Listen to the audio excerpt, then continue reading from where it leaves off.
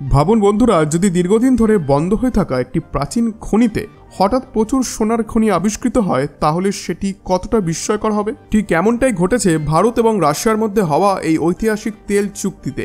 Russia যেটির ওপর পশ্চিমা দেশগুলি কঠোর নিষেধাজ্ঞা আরোপ করেছে, সেই রাশিয়ায় ভারতের সঙ্গে $13 বিলিয়ন একটি চুক্তি করে ফেলেছে। আগামী 10 বছর ধরে প্রতিদিন 5 লক্ষ ব্যারেল অপরিশোধিত তেল ভারতে আসবে। কিন্তু প্রশ্ন হলো, যখন রাশিয়া ইতিমধ্যে প্রবল চাপের মুখে রয়েছে, তখন তারা ভারতের সঙ্গে এত বড় চুক্তি কেন করলো? আর এই চুক্তির প্রভাব কি ভারতের ওপরেও পড়বে? ভাবুন তো, তেলের বাজার কতটা সংবেদনশীল। সামান্য নড়াচড়ায় পুরো বাজার কেঁপে ওঠে। আমেরিকা যা বিশ্বের সবথেকে পাওয়ারফুল দেশ, যেখানে ডোনাল্ড ট্রাম্প আবারও প্রেসিডেন্ট হলেন, যদি তিনি ভারত ও রাশিয়ার ক্রমবর্ধমান সম্পর্ক নিয়ে অসন্তুষ্ট হন, তাহলে কি হবে? ভারত সস্তায় তেল পেয়ে তার অর্থনীতিকে মজবুত করছে, কারখানাগুলিতেও প্রাণ চাঞ্চল্য ফিরে আসছে। কিন্তু এতে কি আমেরিকা এবং ওয়েস্টার্ন দেশগুলি চুপচাপ বসে থাকবে? এখন আরেকটি অবাক করা তথ্য শুনুন। রাশিয়া ভারতকে ব্যারেল প্রতি বিরাট ছাড় দিচ্ছে। হ্যাঁ, এত বড় ছাড় যা তেলের বাজারে আগে কখনো দেখা যায়নি। কিন্তু রাশিয়া এটা কেন করছে? আসলে ইউক্রেন যুদ্ধের পর রাশিয়ার নতুন গ্রাহকদের প্রয়োজন এবং ভারত এই সুযোগটা দারুণভাবে কাজে লাগাচ্ছে। তবে এর প্রভাব ওপেক এবং ওপেক প্লাসের দেশগুলির ওপর কিরকম হবে? রাশিয়ার এই পদক্ষেপ তেলের বাজারে বিশাল আলোড়ন সৃষ্টি করতে চলেছে। আগে ভারত যেখানে সৌদি আরব থেকে তেল কিনত, এখন সরাসরি রাশিয়া থেকে নিচ্ছে। এর ফলে সৌদি আরব এবং ওয়েস্টার্ন দেশগুলির ওপর সরাসরি প্রভাব পড়ছে। এতে এই দেশগুলির সম্পর্কে টানাপোড়েন এখন স্পষ্ট হয়ে উঠছে। এদিকে যখন চীনের অর্থনীতি মন্দার সম্মুখীন, তখন এই দেশগুলির ক্রেতার সংখ্যা কমতে শুরু করেছে। আর এই পরিস্থিতিতে ভারতের গুরুত্ব আরও বেড়ে যাচ্ছে। কিন্তু বন্ধুরা, খেলা এখানেই শেষ নয়। পেমেন্টের বিষয়টিও অত্যন্ত চমকপ্রদ। রাশিয়ার ওপর ডলারে লেনদেনের কঠোর নিষেধাজ্ঞা রয়েছে। তাই ভারত এতে কি করলো? ভারত এখন রাশিয়ার তেলের মূল্য ভারতীয় রুপি, ইউএইর দিরাম এবং চীনা ইউয়ানে পরিশোধ করতে শুরু করেছে। কিন্তু প্রশ্ন হলো, রাশিয়া কি এই মুদ্রাগুলি সঠিকভাবে ব্যবহার করতে পারবে? এবং এই পেমেন্ট সিস্টেম কি দুই দেশের সম্পর্ককে আরও দৃঢ় করবে? এখন এই তেল পরিবহনের নতুন রুটের দিকে একটু নজর দিন। রাশিয়া থেকে ভারতে তেল আনতে ইস্টার্ন ম্যারিটাইম করিডর এখন চালু হয়েছে। ভ্লাদিভস্টক থেকে চেন্নাই পর্যন্ত দূরত্ব আগের 8000 কিলোমিটার থেকে কমে 5600 কিলোমিটারে নেমে এসেছে।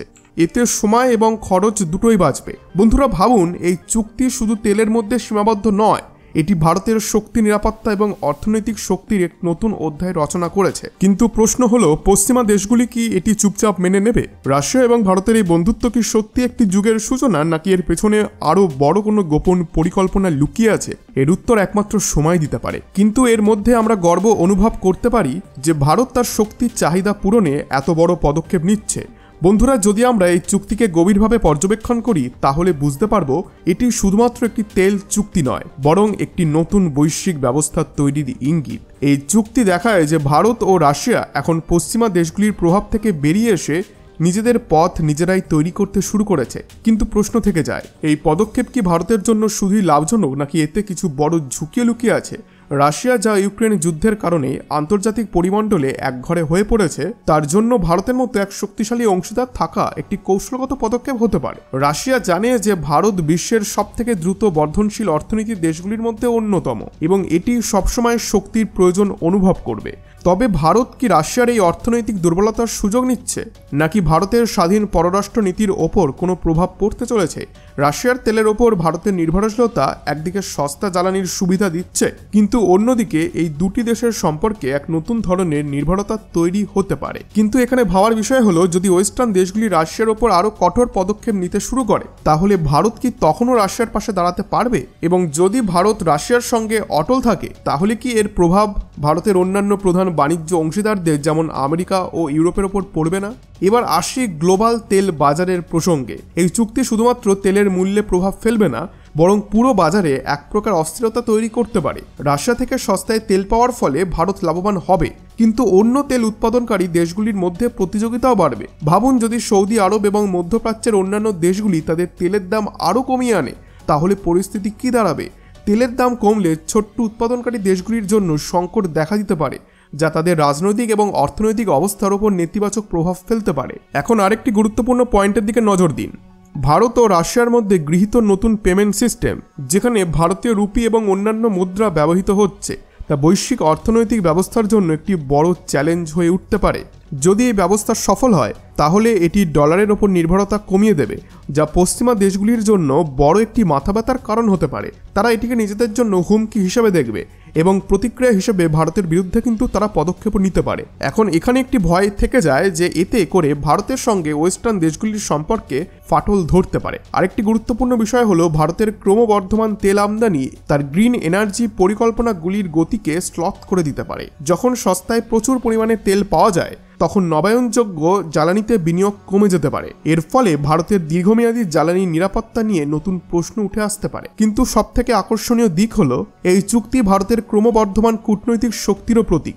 ভারত এখন বিশ্বকে দেখিয়ে দিচ্ছে যে নিজের স্বার্থ রক্ষায় সাহসী সিদ্ধান্ত নিতে পিছুপা তারা হবে না, তা বিশ্ব যাই ভাবুক না কেন। তবে এই চুক্তির মাধ্যমে বিশ্ব রাজনীতির ভারসাম্য পরিবর্তন হতে চলেছে। আগামী দিনে ভারত কিভাবে এই নতুন পরিস্থিতির সঙ্গে নিজেকে খাপ খাইয়ে নেয় তা দেখা অত্যন্ত গুরুত্বপূর্ণ। ভবিষ্যতে এই চুক্তির প্রভাব শুধুমাত্র ভারত এবং রাশিয়ার সম্পর্কের মধ্যেই সীমাবদ্ধ থাকবে না, বরং এটি পুরো বৈশ্বিক পরিপ্রেক্ষিতে গভীরভাবে অনুভূত হবে।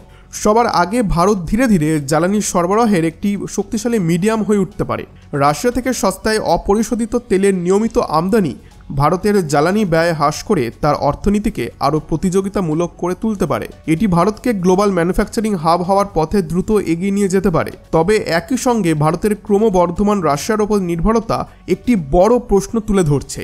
ভারত কি তার স্বাধীন কূটনীতি বজায় রাখতে পারবে? ভবিষ্যতে পশ্চিমা দেশগুলি এই চুক্তিকে একটি গুরুত্বপূর্ণ ভূ রাজনৈতিক হুমকি হিসেবে দেখতে পারে।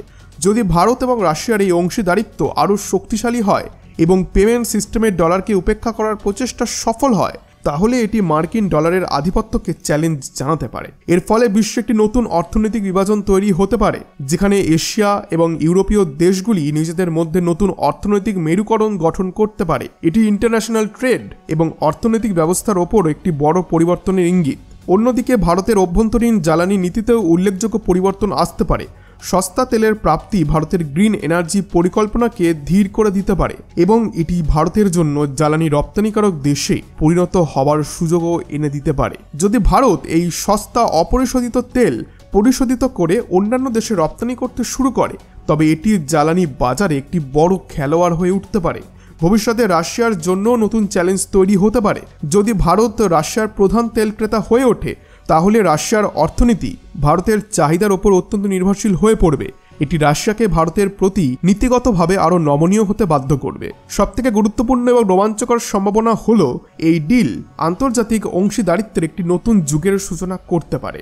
ভারত, রাশিয়া এবং অন্যান্য উন্নয়নশীল দেশ যেমন ব্রাজিল, দক্ষিণ আফ্রিকা এবং চীন একত্রিত হয়ে এমন একটি গোষ্ঠী তৈরি করতে পারে যা ইন্টারন্যাশনাল ক্ষমতার ভারসাম্যকে সম্পূর্ণভাবে পরিবর্তন করতে পারে। তবে এটিও মনে রাখা জরুরি যে এই প্রক্রিয়ায় বড় ধরনের জিওপলিটিক্যাল উত্তেজনা দেখা দিতে পারে, যেখানে ছোট ও মাঝারি দেশগুলি নিজেদের অনিশ্চিত পরিস্থিতিতে আটকে পড়তে পারে। সুতরাং বন্ধুরা, এই চুক্তি শুধু তেল আমদানি নয়, বরং এটি ভারতের ভবিষ্যতের অর্থনৈতিক এবং স্ট্র্যাটেজিক্যাল শক্তির একটি বড় পদক্ষেপ। বিশ্ব যখন পরিবর্তনের দোরগোড়ায়, তখন ভারত নিজের স্বার্থ রক্ষায় নির্ভীকভাবে এগিয়ে যাচ্ছে। তবে সামনে তো চ্যালেঞ্জ আসবেই। ওয়েস্টার্ন দেশগুলির চাপ, নতুন ফিনান্সিয়াল প্রতিযোগিতা এবং শক্তির ভারসাম্য। বন্ধুরা, এই বিষয়ে আরও আপডেট আসবে, তাই আপনাদের কাছে অনুরোধ করব চ্যানেলটিকে সাবস্ক্রাইব করে রাখুন এবং পাশে বেল আইকন ক্লিক করে রাখুন।